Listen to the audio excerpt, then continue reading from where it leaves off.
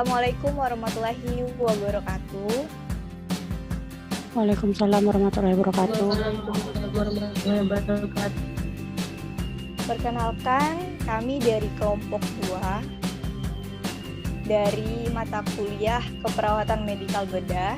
Di sini izin memperkenalkan diri dengan saya sendiri Jessica dan beberapa rekan saya, ada Nuryanti, Bilika, Cintami, Resti, Elvina, Adelia, Regi, Anissa Fitri, Jeki, kemudian ada Astra Sahinza dan Aulia Dila. Nah, kami di sini membahas tentang kasus amputasi.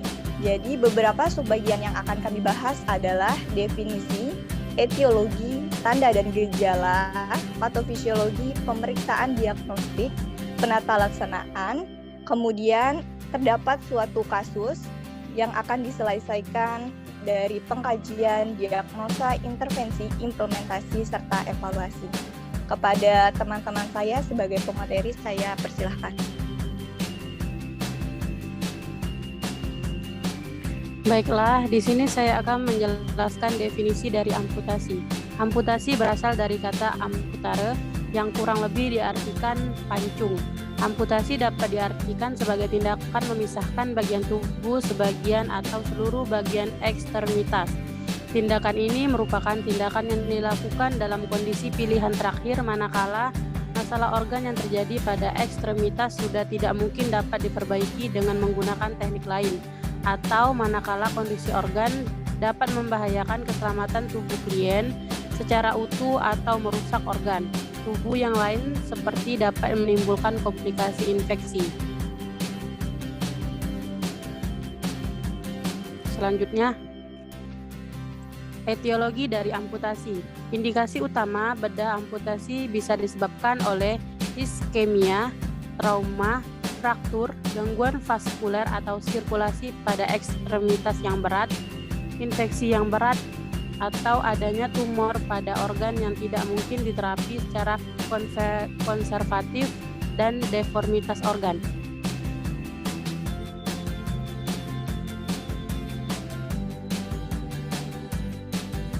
Selanjutnya akan dijelaskan oleh teman saya. Manifestasi klinis yang dapat ditemukan pada pasien dengan pos operasi amputasi antara lain yang pertama triakut, kedua keterbatasan fisik, yang ketiga sindrom fantom, yang keempat pasien mengeluhkan adanya perasaan tidak nyaman.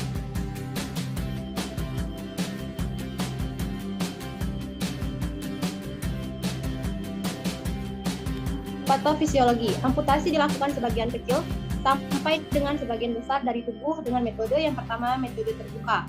Metode ini dilakukan pada klien dengan infeksi yang mengembang atau berat di mana pemotongan dilakukan pada tingkat yang sama bentuknya benar-benar terbuka dan dipasang drainase agar luka bersih dan luka dapat ditutup setelah infeksi. Yang kedua, metode tertutup dilakukan dalam kondisi yang lebih mungkin. Pada metode ini, kulit tepi ditarik atau dibuat scalp untuk menutupi luka pada atas ujung tulang dan dijahit pada daerah yang diamputasi.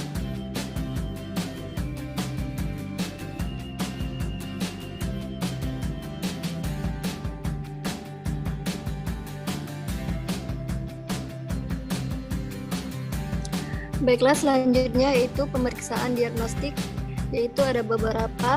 Yang pertama, foto ronsen untuk mengidentifikasi abnormalitas tulang. Kedua, yaitu CT scan untuk mengidentifikasi lesi neoplastik, osteomelitis, dan pembentukan hematoma. Ketiga, yaitu angiografi dan pemeriksaan aliran untuk mengevaluasi perubahan sirkulasi atau perfusi jaringan dan membantu perkirakan potensi penyembuhan jaringan setelah amputasi. Nah, yang keempat yaitu ultrasound Doppler kemudian flow Merti Doppler dilakukan untuk mengkaji dan mengukur aliran darah. Yang terakhir yaitu tekanan oksigen transcutaneous untuk memberi peta pada area perfusi paling besar dan paling kecil dalam keterlibat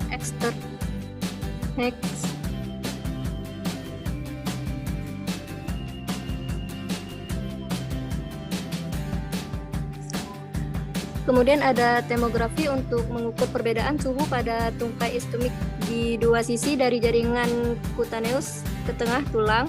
Perbedaan yang rendah antara dua pembacaan makin besar untuk sembuh. Kemudian ada plastimografi untuk mengukur tekanan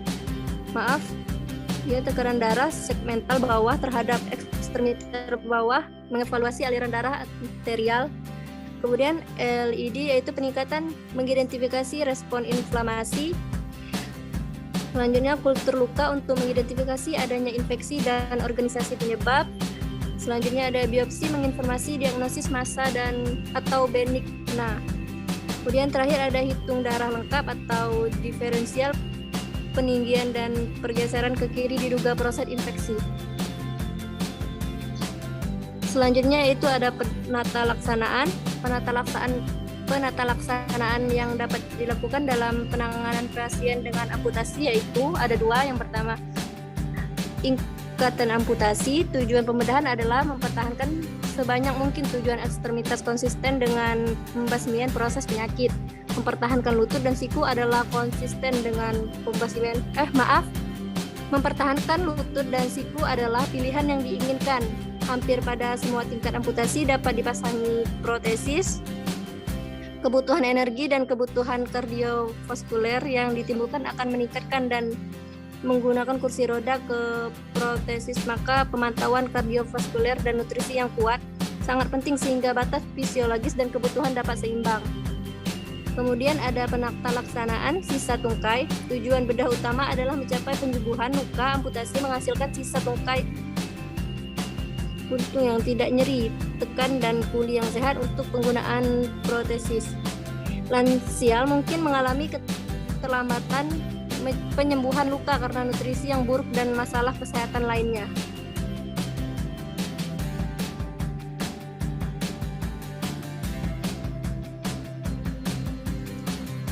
Selanjutnya, perawatan pasca amputasi. Yang pertama, pasang balut steril, tonjolan-tonjolan hilang, dibalut, tekan, pemasangan perban elastis. Harus hati-hati jangan sampai kontraksi putung di proksiminya sehingga di distalnya iskemia. Yang kedua, meninggikan punggung dengan mengangkat kaki, jangan ditahan dengan bantal sebab dapat menjadikan fleksi kontraktur pada paha dan lutut. Yang ketiga, luka ditutup, drain, diangkat setelah 48 sampai 72 jam, sedangkan putung tetap dibalut tekan. Angkat jahitan hari ke-10 sampai 11. Yang keempat, amputasi bawah lutut tidak boleh digantung di tepi tempat tidur atau berbaring atau ditekuk dengan lutut fleksi. Memberikan abduksi lutut patung. Mengatungnya waktu jalan dengan kruk untuk mencegah konstruktur lutut dan paha.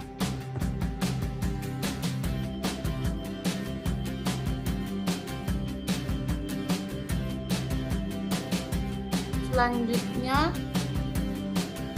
pada asuhan keperawatan, contoh pada kasus amputasi.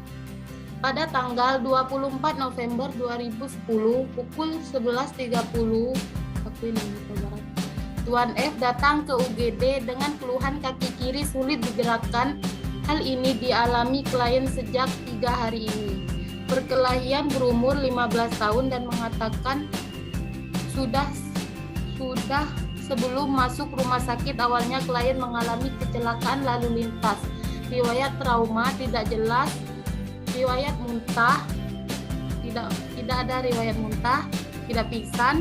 Menurut hasil observasi perawat, klien sedang menjalani perawatan pos operasi amputasi yang dilakukan pada tanggal 24 November 2010. Pemeriksaan fisik didapatkan tanda-tanda vital. Tekanan darahnya 130/80 mm reksa, nadi 82 kali per menit, respirasi 22 kali per menit, suhu 37 derajat Celcius, keadaan umumnya komprehensif. Selanjutnya, pengkajian keperawatan. Pengkajian adalah pemikiran dasar dari proses keperawatan yang bertujuan untuk mengumpulkan informasi atau data tentang pasien agar dapat mengidentifikasi, mengenali masalah-masalah, kebutuhan kesehatan dan keperawatan pasien, baik fisik, mental, sosial, dan lingkungan. Dalam pengkajian keperawatan ini meliputi 1. Identitas pasien dan penanggung jawab, 2. Alasan masuk ke rumah sakit, 3. Riwayat kesehatan sekarang, 4. Riwayat kesehatan dahulu, 5. Riwayat kesehatan keluarga, 6. Pengkajian psikologis, sosial, dan spiritual, 7. Pemeriksaan fisik, 8. Pemeriksaan head to toe.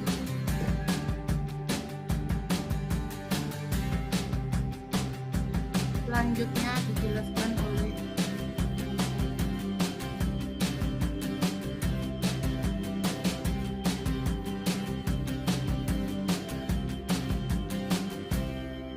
diagnosa keperawatan. Diagnosa keperawatan adalah penilaian klinik tentang respon individu, keluarga, atau terhadap masalah kesehatan atau proses kehidupan yang aktual atau potensial.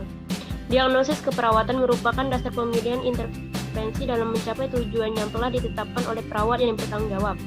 Contoh pada kasus amputasi: 1. Nyeri akut berhubungan dengan pencedera fisik atau amputasi dengan klien tampak meringis. 2. Gangguan mobilitas fisik berhubungan dengan kerusakan integritas struktur tulang dengan mengeluh sulit menggerakkan ekstremitas.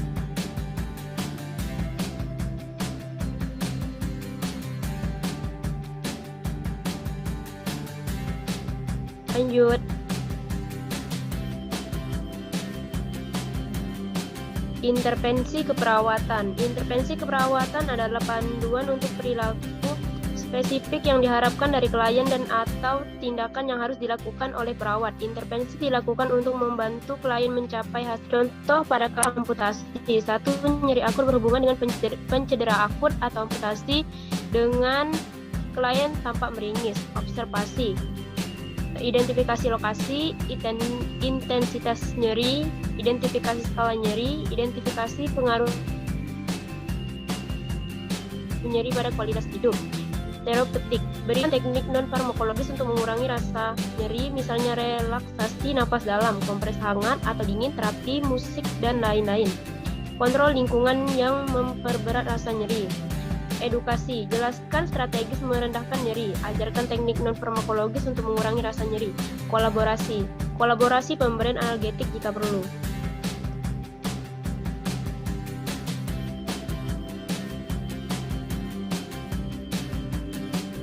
Baiklah, selanjutnya 2. Gangguan mobilitas fisik berhubungan dengan kerusakan integritas struktur tulang ditandai dengan mengeluh sulit menggerakkan ekstremitas. Observasi: identifikasi adanya nyeri atau keluhan fisik lainnya. Monitor kondisi ulin selama melakukan mobilisasi. Terapeutik: fasilitasi aktivitas mobilisasi dengan alat bantu, misalnya pagar tempat tidur.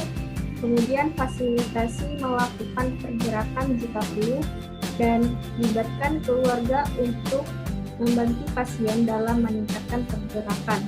Edukasi: yang pertama, jelaskan tujuan dan prosedur mobilisasi. Selanjutnya, anjurkan pasien melakukan mobilisasi dini.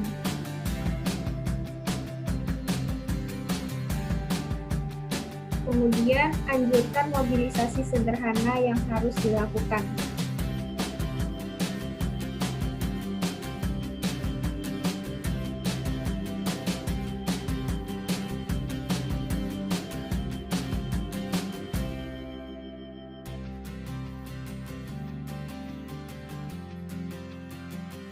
Baiklah, selanjutnya implementasi keperawatan.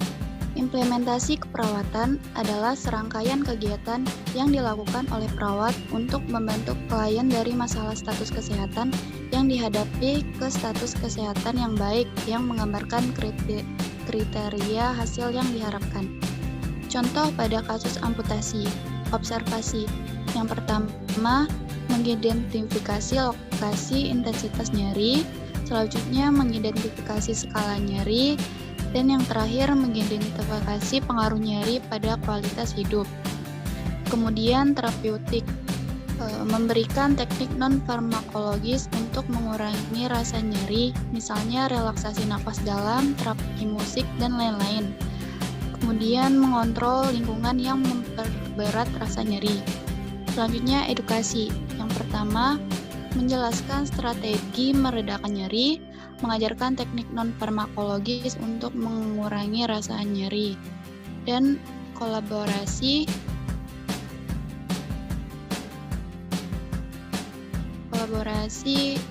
berkolaborasi pemberian analgetik jika perlu.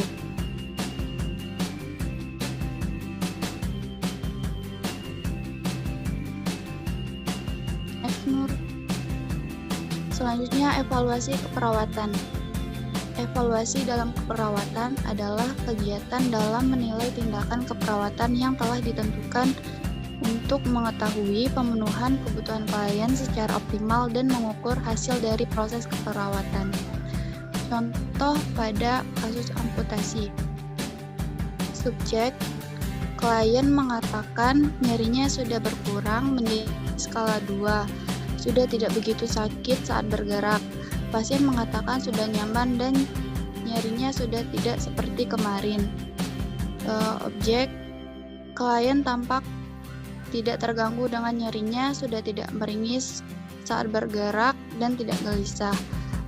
Masalah teratasi dan intervensi dihentikan.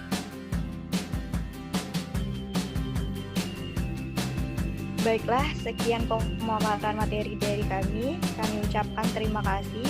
Kami mohon maaf apabila ada kesalahan kata. Saya akhiri. Wassalamualaikum warahmatullahi wabarakatuh. Waalaikumsalam warahmatullahi wabarakatuh.